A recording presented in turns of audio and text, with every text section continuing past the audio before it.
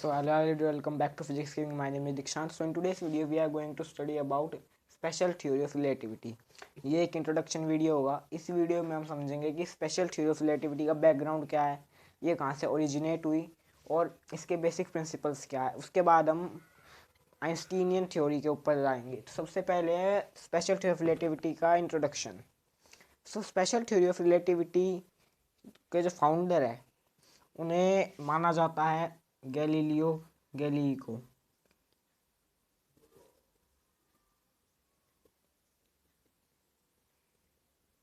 Galileo Galilei को special theory of relativity का founder माना जाता है. ये is also the father of modern physics.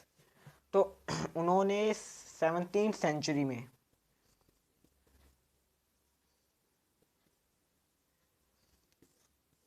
Special theory of relativity को स्टार्ट करा था, मतलब उसका आइडिया दिया था. तो जो वैसे भी जो सारी बेसिक काइनेमेटिक्स है और लॉस ऑफ मोशन भी है न्यूटोनियन मैकेनिक्स से पहले वाले, वो सारे इन्होंने ही दिए हैं. तो उसके बाद 17th सेंचुरी के बाद इनके वर्क को आगे बढ़ाया सर आइजैक न्यूटन ने. सॉरी,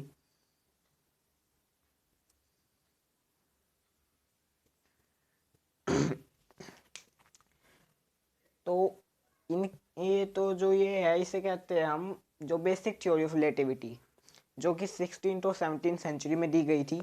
तो इस थ्योरी ऑफ रिलेटिविटी ये डील करती है इनर्शियल फ्रेम ऑफ रेफरेंसेस के. इनर्शियल फ्रेम ऑफ रेफरेंसेस होते हैं जो कि कांस्टेंट वेलोसिटी या जीरो वेलोसिटी से मूव करे. मान लीजिए सबसे पहले हम डिस्टिंक्शन करते हैं कि इनर्शियल फ्रेम क्या होते हैं.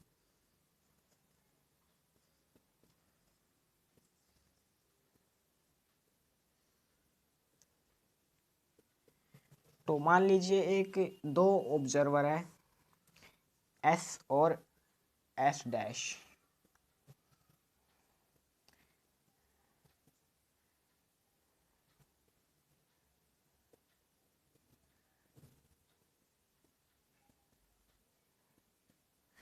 तो जो एस डैश है और एस है वो कोई भी इवेंट सबसे पहले इवेंट होता है समथिंग दैट अकर्स. इवेंट कुछ भी जो हो रहा है, इवेंट उसे कहते हैं. सो जो एस और एस डैश है वो अपने अपने फ्रेम ऑफ रेफरेंस में कोई भी एक इवेंट को मेजर करेंगे. मान लीजिए एक इवेंट है ए, इवेंट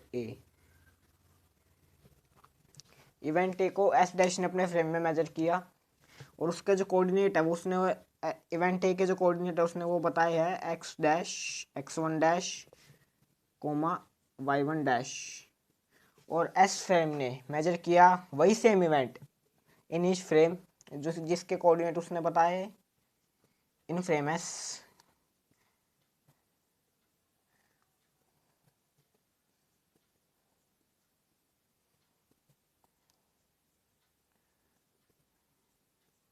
अभी हम 2 डायमेंशनली बात कर रहे हैं खाली. तो ये दोनों ये इवेंट दोनों फ्रेम में मेजर हुए. तो इनर्शियल फ्रेम्स वो होते हैं जो कांस्टेंट वेलोसिटी से मूव करे या फिर जीरो वेलोसिटी से मूव करे. अगर ये एस डैश फ्रेम इस एस फ्रेम के रिस्पेक्ट में कांस्टेंट वेलोसिटी v से मूव करेगा तो हम इसे कहेंगे इनर्शियल फ्रेम ऑफ रेफरेंस, क्योंकि इस फ्रेम में न्यूटोनियन मैकेनिक्स एप्लीकेबल होगी. न्यूटोनियन मैकेनिक्स मतलब F=ma. ये फॉर्मूला इस फ्रेम में लग सकता है विदाउट एनी शूडो फोर्स. हमें यहाँ पे कोई शूडो फोर्स कंसिडर करने की ज़रूरत नहीं पड़ेगी.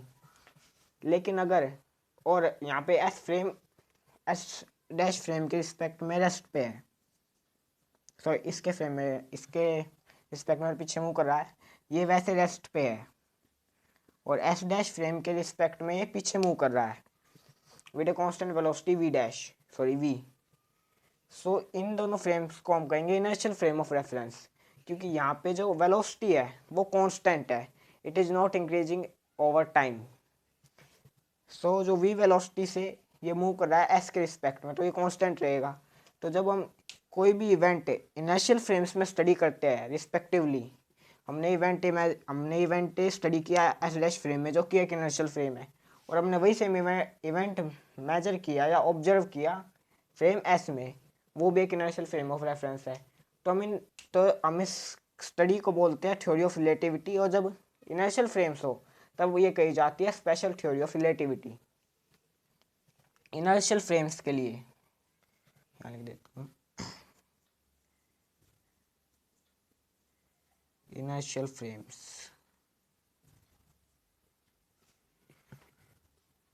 Special theory of relativity.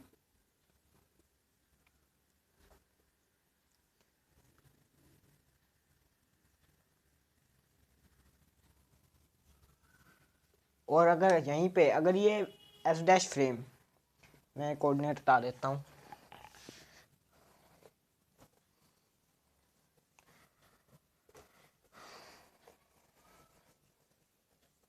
और वहीं अगर ये एस डैश फ्रेम एस के रिस्पेक्ट में एक एक्सेलरेशन से चले रहा आगे, मतलब इसकी जो स्पीड है वो चेंज हो रही है, रिलेटिव वेलोसिटी, इन दोनों की जो रिलेटिव वेलोसिटी है वो टाइम पे डिपेंड कर रही है।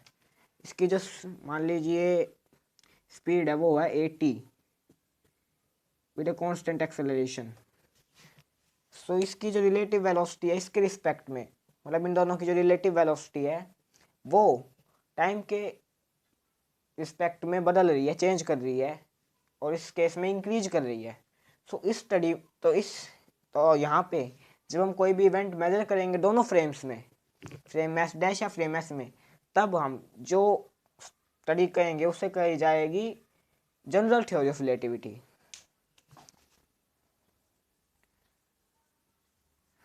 तो जो थ्योरी ऑफ रिलेटिविटी इन दोनों पे लगेगी वो लगेगी जनरल थ्योरी ऑफ रिलेटिविटी।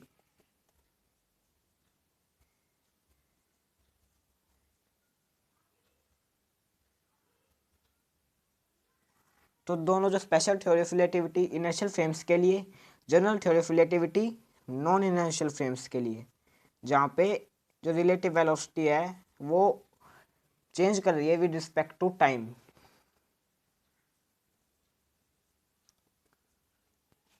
तो जो ये दोनों थ्योरी ऑफ रिलेटिविटी है, स्पेशल भी और जनरल भी, इसकी जो फाउंडर है वो सर गैलीलियो गैलीली और आइजैक न्यूटन को ही माना जाता है, उन्होंने ही ये दोनों थ्योरीज को स्टार्ट करा था।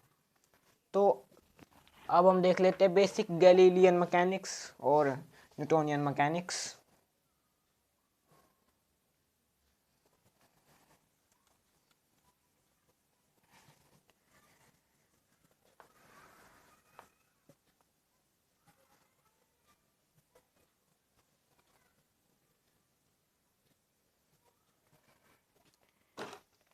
सो गैलीलियन मैकेनिक्स देखते हैं, जो ओल्ड थ्योरी ऑफ रिलेटिविटी है।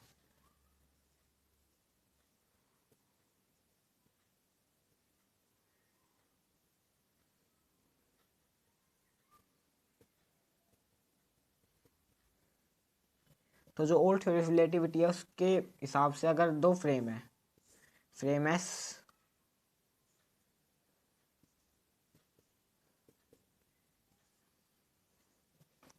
एंड फ्रेम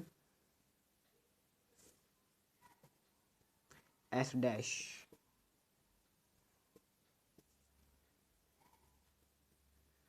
और ये इनर्शियल फ्रेम्स है दोनों, तो यहाँ पे क्या लगेगी स्पेशल थ्योरी ऑफ रिलेटिविटी। हम उसी के ऊपर अभी हम डिस्कशन कर रहे हैं। तो मान लीजिए कोई एक इवेंट हुआ, event A,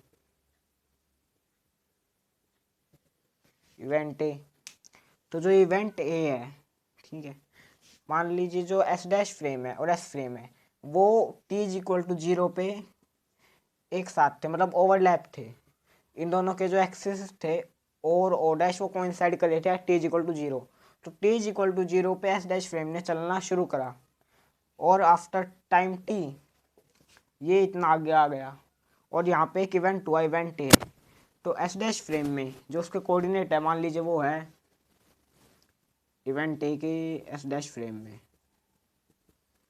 x one dash comma x dash लिख लेते हैं, x dash comma y dash, और वही इवेंट ए के जो कोऑर्डिनेट है एस फ्रेम में वो है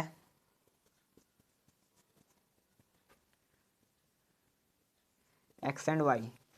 तो गैलीलियो गैलीली सर ने कहा था कि इन दोनों के बीच में जो रिलेशन है दोनों कोऑर्डिनेट्स के बीच में, वो लिखा जाएगा कि x इज इक्वल टू, या फिर x dash is equal to X minus V T और Y dash is equal to Y ही रहेगा। ये है नॉर्मल गैलीलियन ट्रांसफॉर्मेशन।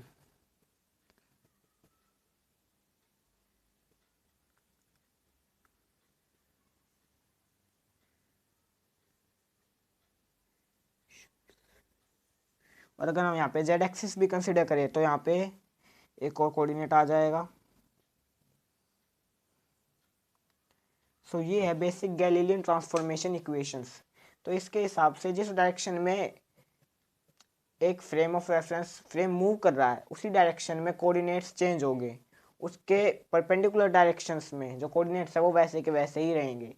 मान लीजिए यहाँ पे एक्स डैश था, यहाँ पे फ्रेम यहाँ से इसने मेजर करा एक्स डैश और यहाँ से इसने मेजर करा अपने फ्रेम ऑफ रेफरेंस से एक्स।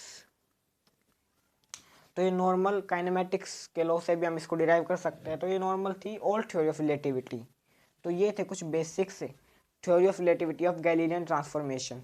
अगली वीडियो में हम देखेंगे कि गैलीलियन ट्रांसफॉर्मेशन कहाँ फेल हुई और इसके जो बेसिक प्रिंसिपल्स क्या थे, किस प्रिंसिपल्स के ऊपर बेस थी।